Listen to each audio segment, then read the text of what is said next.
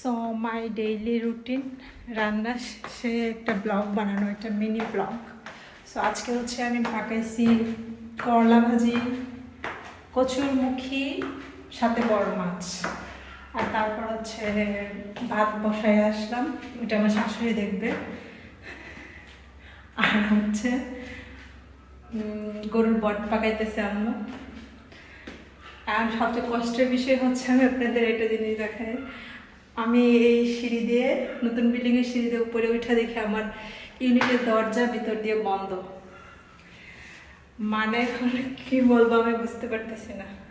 এখন আমাকে আবার ঘুরে ওইদিকে যাইতে হবে, কারণ হচ্ছে ছাদে কাজ করানো হয়েছে। তো ওইদিকে আমি ভাবলাম যে ছাদে পছন্দের মানুষ এসে কাজ করবে, তো ওইদিকে আমি ভিতর দিয়ে লাগাই, আমার ওই পাশের ইউনিট দিয়ে আমি নিচে চলে যাব।